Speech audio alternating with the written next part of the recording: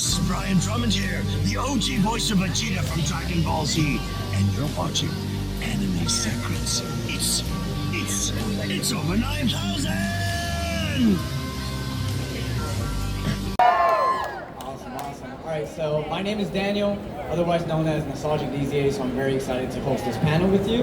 So without further ado, we're going to go ahead and bring these amazing guests to the stage right away. So, first and foremost, let's bring on Vincent Martella. Alyson Stoner. David Errigo Jr. And D. Bradley Baker.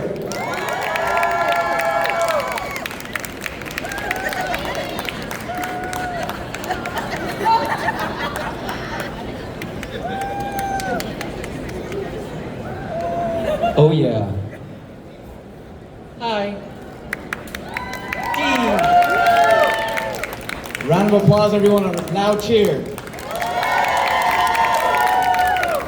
Awesome. All right, everyone. How are you guys doing today? Hello. I am Good? fine. And are you guys local, or is this your first time in Houston? Did you say loco or local? Local.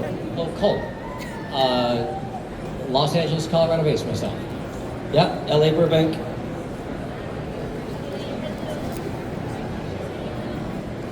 Hello. Ohio originally, but now in Los Angeles. Yeah, I live in Los Angeles. Yeah. Awesome. All right, so we're gonna go ahead and get right into this amazing panel, everyone. So I'd like to start off my segments with something I call giving flowers and giving roses, which is actually very important. That sounds amazing. It smells very He's fragrant. going to give you some white flour, though. It's not what you think. Oh, okay. All right. So- Hit us. So, on that note, all of you, have had a wonderful career, either before, during, or even, I would say during Phineas and Ferb, right? You brought many beautiful characters in your IPs to life and given so much joy to so many. So many of us grew up in broken homes, mental health related stuff that we grew up with, or not even having like the proper guidelines to get through life, or even the journeys, So Holy crap! I'm sorry. I'm really Yeah, it sorry sounds to hear pretty that. scary. Wow. But you guys did such a phenomenal job, not just in your current characters that you brought to life, but also outside of it.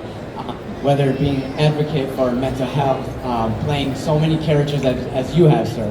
We just want to say thank you so much, and we really appreciate all that you've done. You're welcome. Thank you for the flowers and the roses. They're not physical, but they were. So on that note, Vincent, we're going to start with you. Uh-oh. Yeah, you voiced Phineas for over pretty much a decade. How has growing up alongside... Almost 20 Pretty years, much actually. a decade. Yeah, like Very well close over to a 20 decade. years. Yeah. And he's still doing it apparently. Yeah.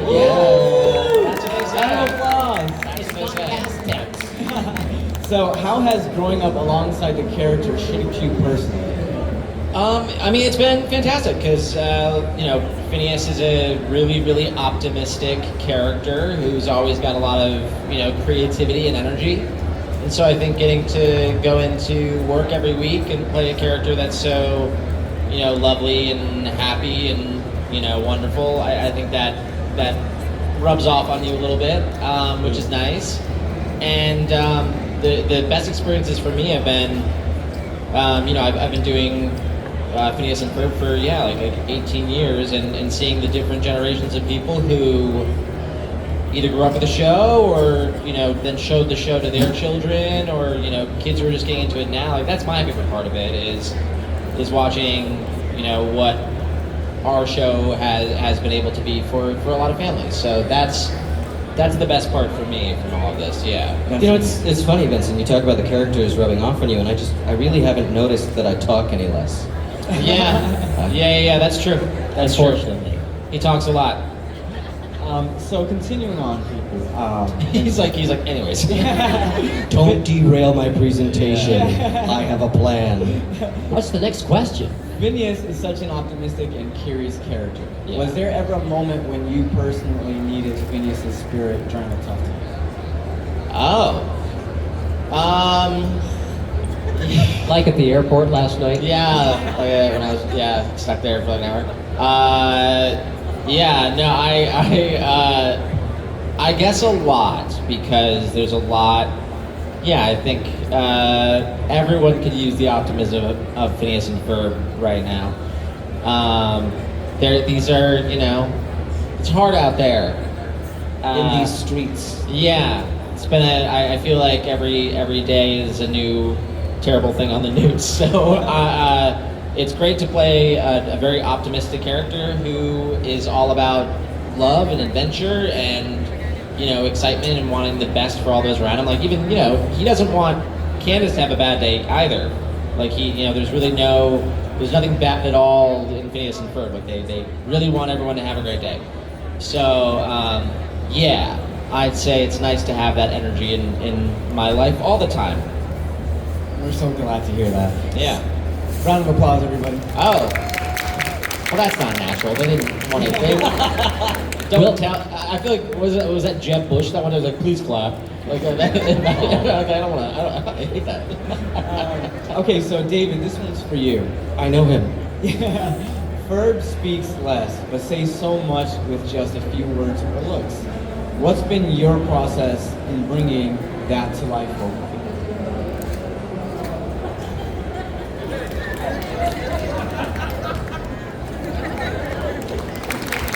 Classic. See, that's authentic applause. There you go. No, you read the scripts, you go in, you try and honor them. That's, once the voice is set, once the character is set, you just go in and you try and honor what this great writing team sets up for you. That's amazing. So what does it mean to you, David, to now be a part of something that has been so important to an entire generation of fans? It's the greatest gift in the world. I mean, I have said it ad nauseum. If you've seen one of our panels before, some of the greatest gifts have been the relationships. Like Vincent is literally my best friend. We hang out all the time in LA, and I wouldn't have that without the show. And getting to know Alyson more, getting to know Dee more over time, is just I feel insanely fortunate to be a part of this thing. And we're so glad as well. Yeah.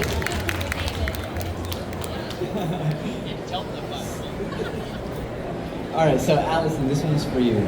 Hey! You've spoken so openly about your journey with mental health and personal growth, and we're really glad as well. How has your experience as a child actor, especially voicing a character like Isabella, shaped your healing process, and how do you view your younger self? Ooh. Well, I think Damn It Swampy really offered something lovely and delightful in terms of each character having a couple core traits that allow us as individuals and as actors to be able to enjoy and draw inspiration from. So I think with Isabella, having her sort of dedicated fierceness, leadership qualities, I actually admired her growing up, and it was actually a gift, I think, as an actor, to be able to portray someone who I would want to become. That's not always the case when you're auditioning for different roles, and you're like, oh, we're reaching into some territory that I don't want to visit anytime soon again. But Isabella was such a bright spot, and as is this whole series. So even though it is a lot to be human, it's a lot to manage the daily stresses of caring for mind and body and each other and the systems, etc. Being able to participate in a very community-oriented show, I think, was it was something that I guess buoyed me through the years, and that's really lovely to be able to reflect on that genuinely and thank these guys. It's been lovely, and also learning from Dee too. Just I feel like we've had a few conversations here and there, and knowing that you're so well versed in so many different fields and being able to speak about philosophy and then also be in the booth making silly sounds, like that kind of multi-dimensional experience has been really wonderful. Thank you. Oh, thank you. Ah, thank you. Oh, thank you. Thank you. Ah. Okay, so Isabella's "What You Doing" catchphrase is one of the most iconic lines in animation. It truly is.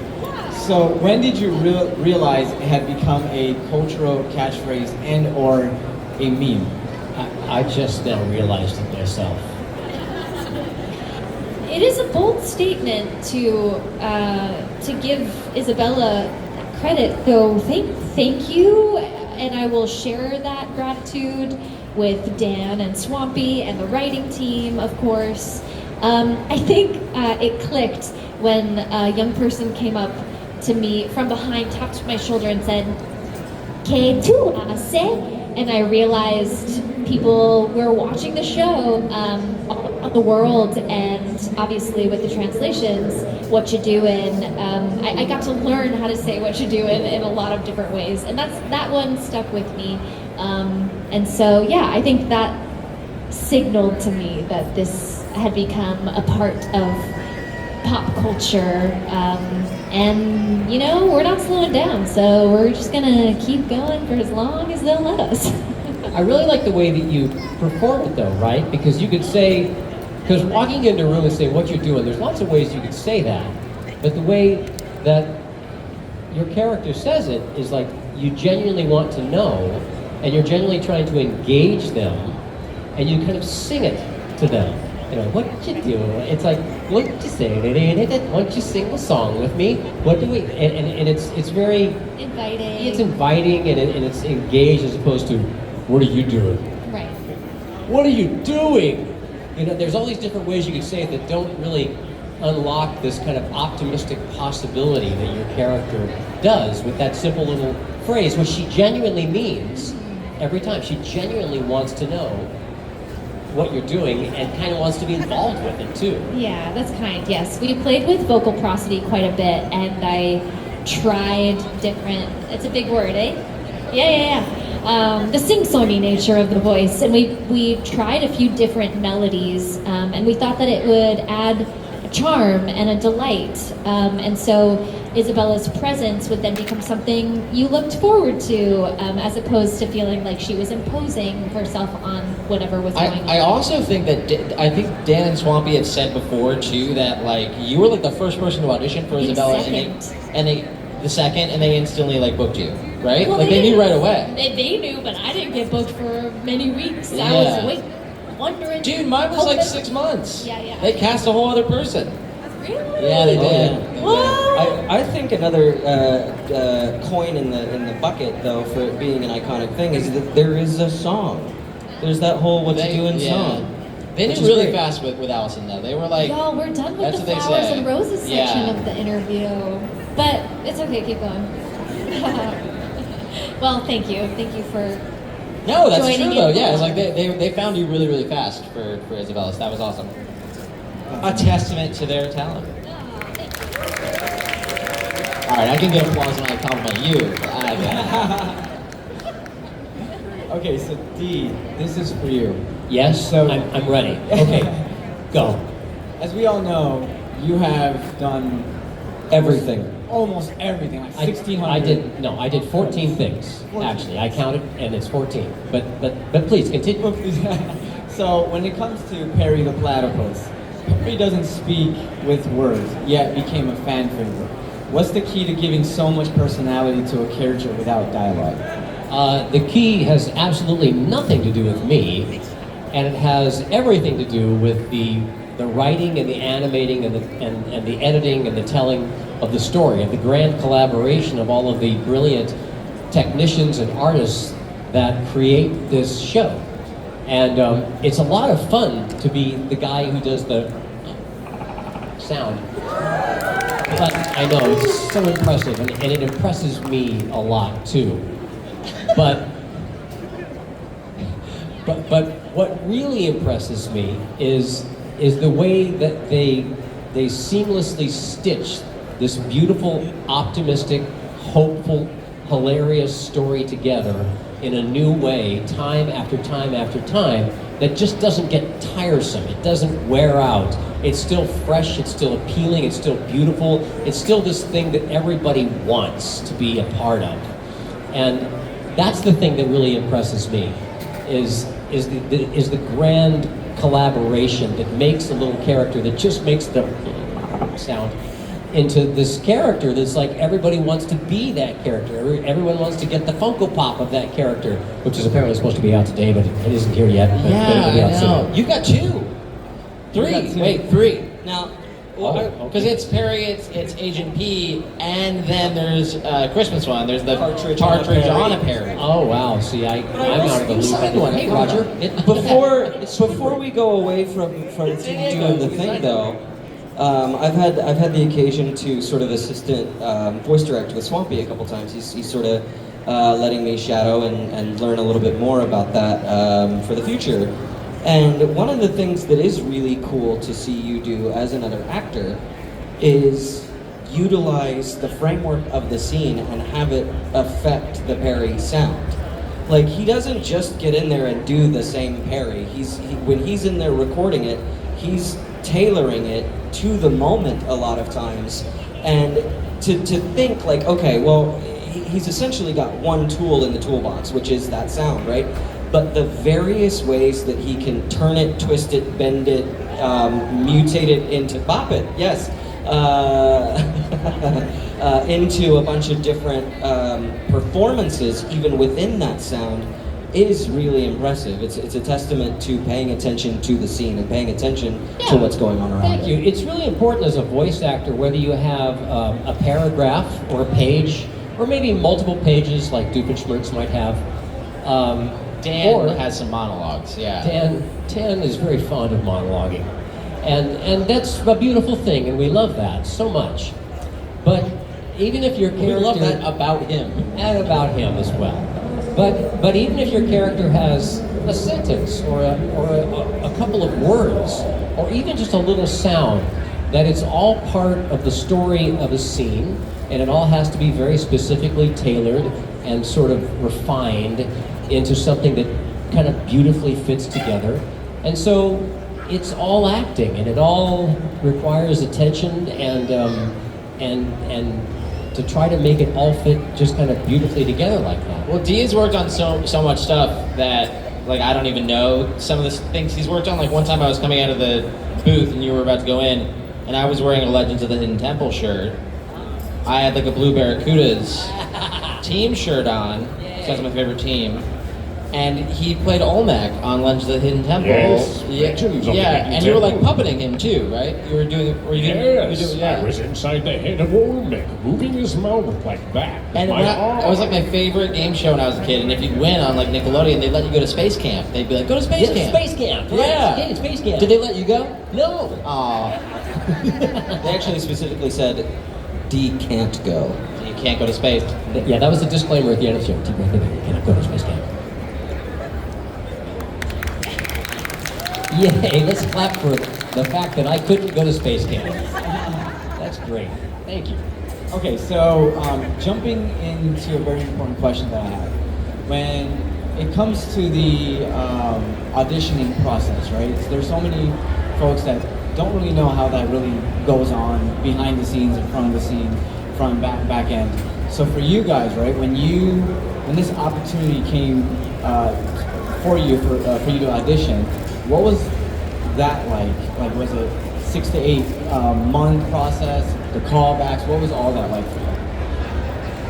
Yeah, I think mine was the longest. I think mine was the weirdest. Because I auditioned to play Phineas. I had worked on like 2 other cartoons before I auditioned for Phineas and Ferb. But I was working on like a live action show at that time called Everybody Hates Chris. And they'd seen, hey, thanks. They hate Chris too. Yeah, you guys also hate Chris Rock. That's so weird.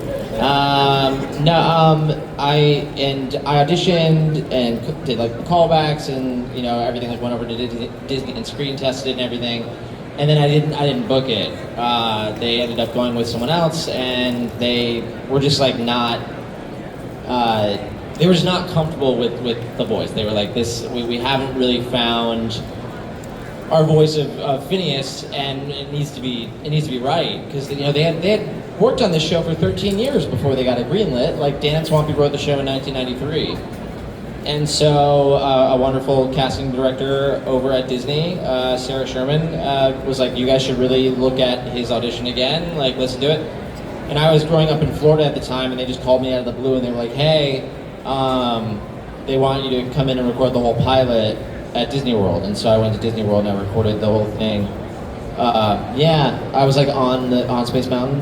And what's that line though that you said the story that Dan said? Oh yeah, no. So someone already had the job, and their original plan was they were going to test both of our pilots. It was actually Nick Nolte. Nick Nolte Nolte was the original Phineas. And then the DUIs, they got him, Nick Nolte.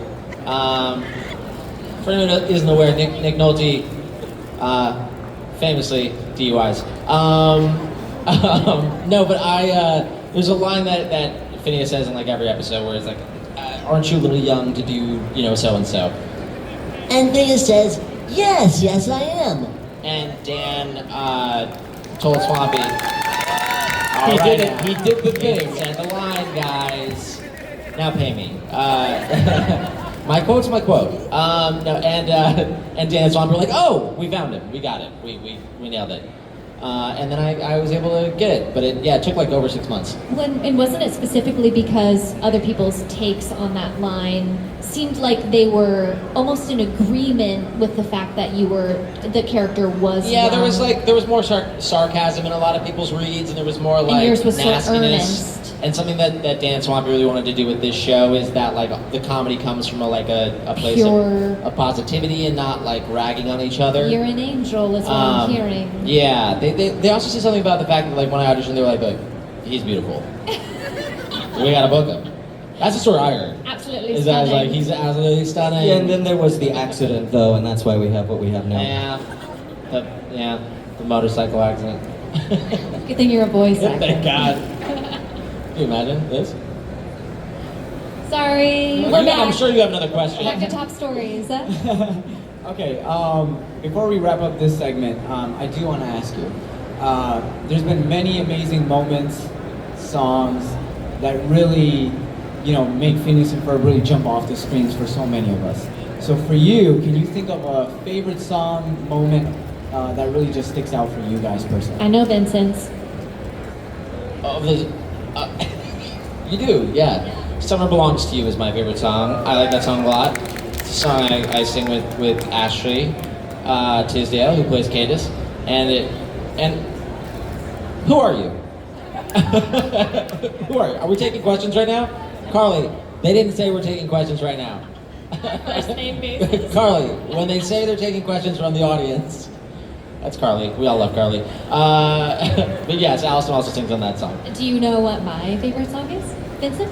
Bye Bye Bye, In Sync. Do you imagine Isabella and Phineas doing Yes. Hey, hey, hey. I could. I'm not gonna do it. I'm not gonna do it right now. I think these are gonna get upset if I do it. That's right. That's right. Forget what I just Don't say that. Take out What's of your the- favorite song? Oh, thanks for asking. I think I'll go with City of Love today. It changes, but I will do an honorable mention to Triangulation, which was a song about geometry. And as someone who was pulled from regular school because of my work schedule, it gave me a chance to learn about certain mathematical concepts, and I appreciated that. Yeah, how about you? I really like Brand New Best Friend from Across the Second Dimension, where Doof is singing with himself. That's what I was gonna say.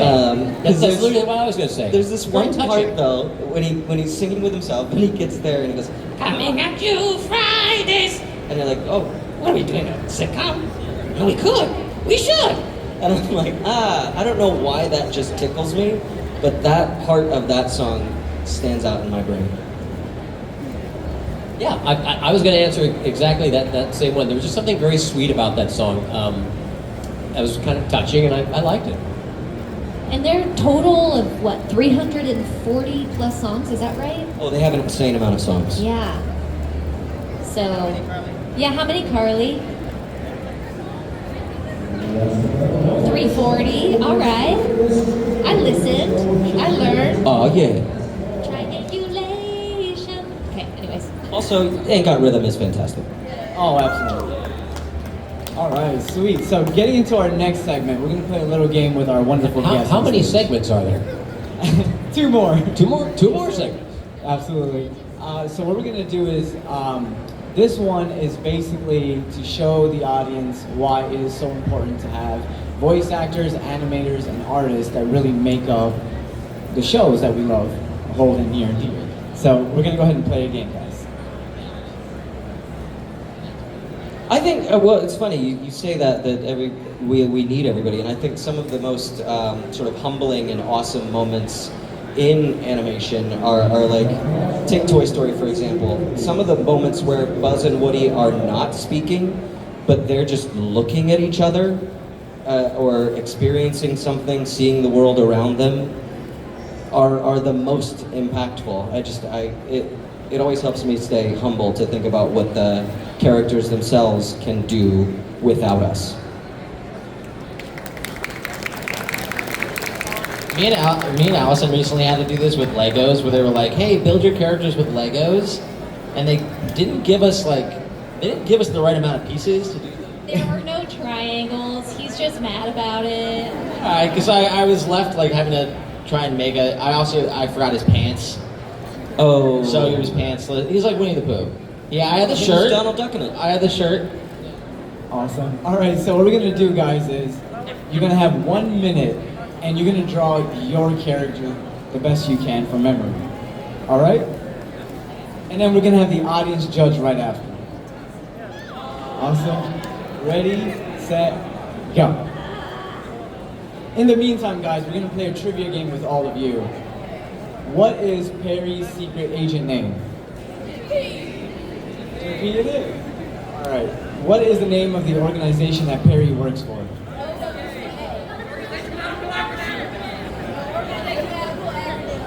That is awesome. All right. And what is the first thing that Phineas and Ferb built? You guys are really good, actually. What is the name of the band that Phineas and Ferb create with their friends? You guys all deserve a prize. Awesome. 15 seconds. Awesome. All right. Countdown, everyone. 10, 9, 8, 7, 6, 5, 4, 3, 2, 1. All right, count of 3, we will turn it around. 1, 2, 3.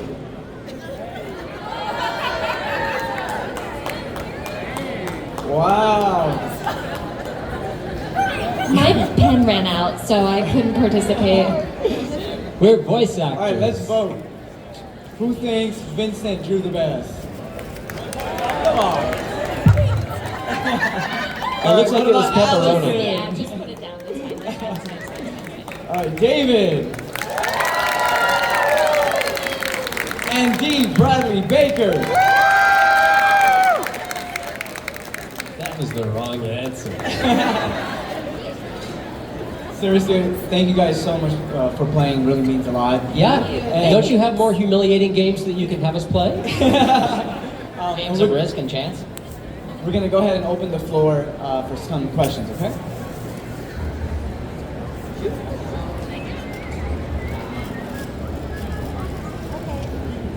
No one's got any questions? So Catherine, so in Phineas and Ferb and their friends always manage these wild adventures, and even though Candace tells their mom, she never believes it. Have you ever had a moment in real life where you got away with something unbelievable, something people didn't think you actually did, and what was it?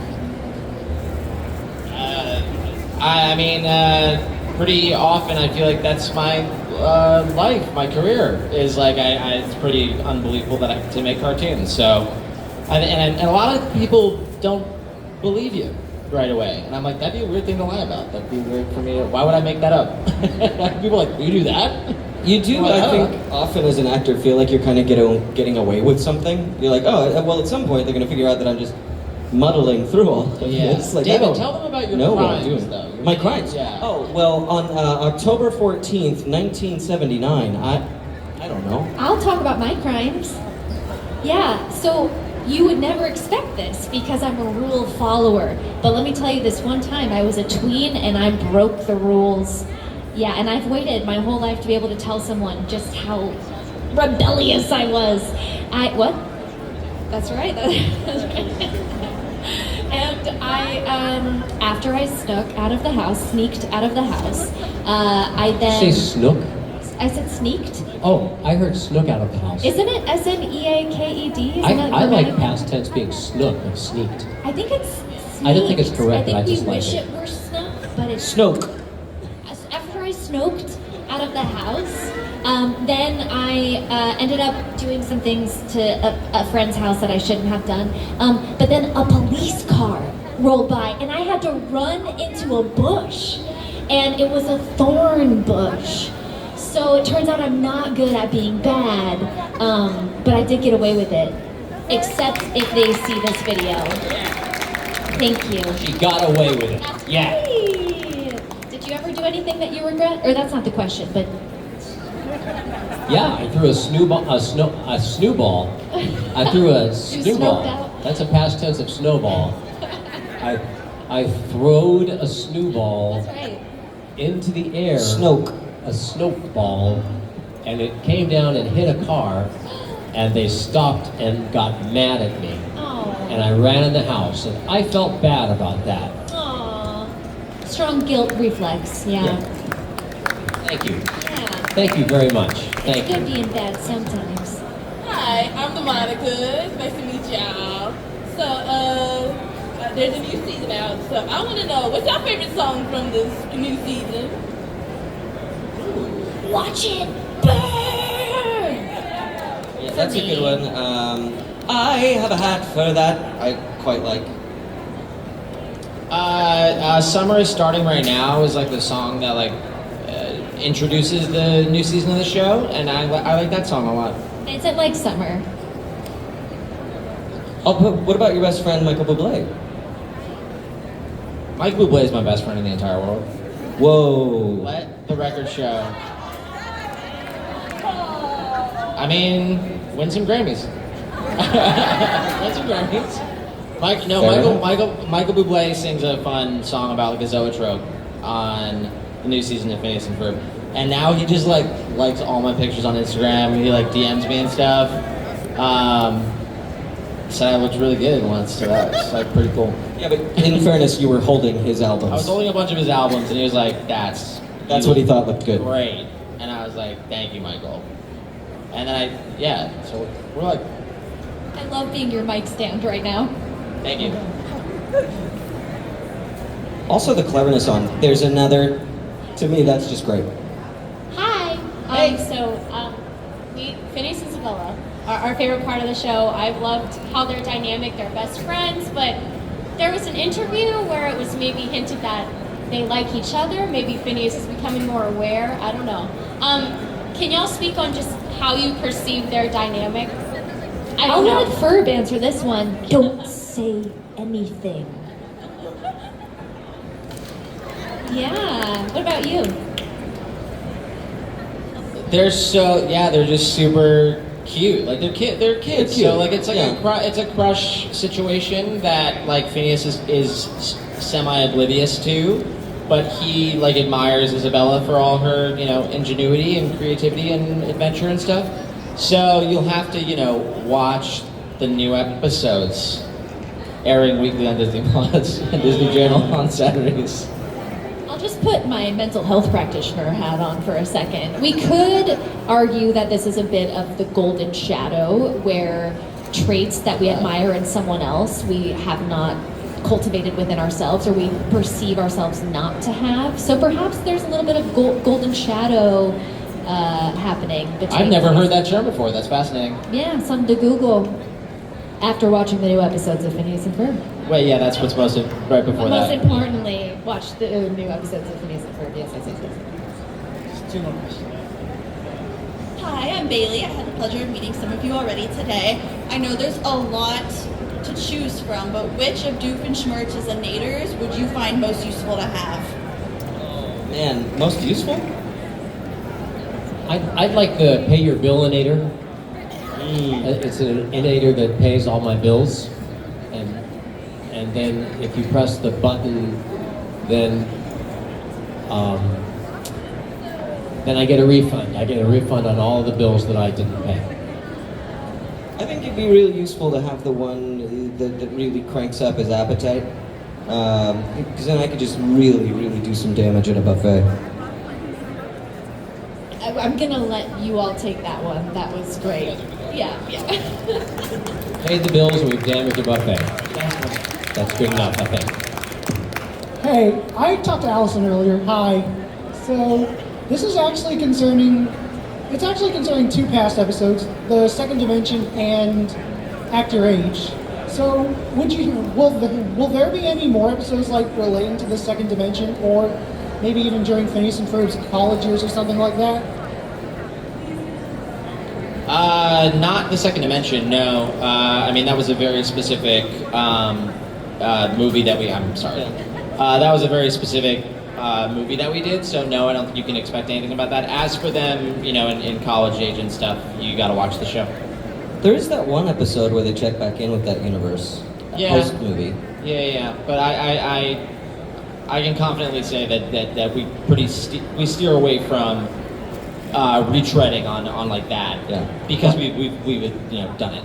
But if you're really interested in it, you can give any of us a $100 bill, and we can go mention your idea to the writers. Yeah. And they may listen to us. And by any, he means all of us, not like. I'll call Dan right after this if you give me $100. All right.